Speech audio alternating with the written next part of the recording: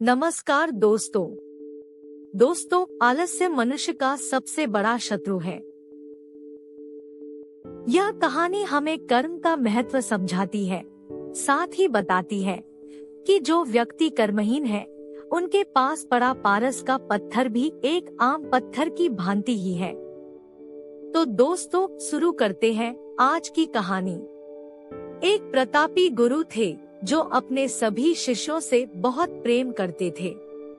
अपने शिष्यों के हर गुणों और कमियों के बारे में पता कर उन्हें भविष्य के लिए तैयार करते थे। उनका एक ही मात्र लक्ष्य था कि उनका हर एक शिष्य जीवन के हर पड़ाव पर हिम्मत से आगे बढ़े। उनके सभी शिष्यों में एक शिष्य था जो अत्यंत भोला था, स्वभाव का बड़ा ही कोमल और सरल विचारों वाला था, लेकिन वह बहुत ज्यादा आलसी था। आलस के कारण ही उसे कुछ भी पाने का मन नहीं था। वो बिना कर्म के मिलने वाले फल में रुचि रखता था। उसका यह अवगुण गुरु को बहुत परेशान कर रहा था। वे दिन रात अपने उसी शिष्य के विषय में सोच रहे थे। एक दिन उन्होंने पारस पत्थर की कहानी अपने सभी शिष्यों को सुनाई। इस पत्थर के बारे में जानने के लिए सबसे अधिक जिज्ञासु वही शिष्य था। यह देख गुरु उसकी मंशा समझ गए। वे समझ गए कि यह आलसी है, इसलिए उसे इस जादुई पत्थर की लालसा है। लेकिन ये मूर्ख यह नहीं जानता कि जो व्यक्ति कर्महीन होता है, उसकी सहायता तो स्वयं भगवान भी नहीं कर सकते, और ये तो बस एक साधारण पत्थर है। यह सोचते सोचते गुरु ने सोचा कि यही सही वक्त है इस शिष्य को आलसी के अवगुणों से अवगत कराने का। ऐसा सोच गुरु जी ने उस शिष्य को अपनी कुटिया में बुलवाया। कुछ क्षण बाद कुटिया के भीतर शिष्य ने प्रवेश किया और गुरु को सिर झुकाकर प्रणाम किया। गुरु ने आशीर्वाद देते हुए कहा, बेटा, मैंने आज जिस पारस पत्थर की कहानी सुनाई, वो पत्थर मेरे पास है और तुम मेरे प्रिय शिष्य हो, इसलिए मैं वो पत्थर सूर्य उदय से लेकर सूर्यास्त तक के लिए तुम्हें देना चाहता हूँ।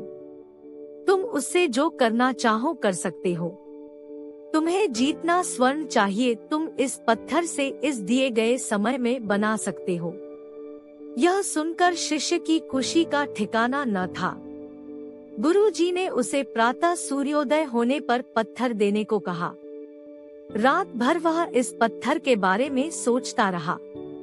दूसरे दिन शिष्य ने गुरुजी से पत्थर लिया और सोचने लगा कि कितना स्वर्ण मेरे जीवन के लिए काफी होगा, और इसी चिंतन में उसने आधा दिन निकाल दिया।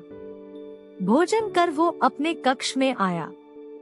उस वक्त भी वह उसी चिंतन में था कि कितना स्वर्ण जीवन व्यापन के लिए पर्याप्त होगा, और यह सोचते सोचते आदत अनुसार भोजन के बाद उसकी आंख लग गई, और जब खुली तब दिन ढलने को था और गुरुजी के वापस आने का समय हो चुका था। उसे फिर कुछ समझ नहीं आया। इतने में गुरुजी वापस आ गए और उन्होंने पत्थर वापस ले लिया।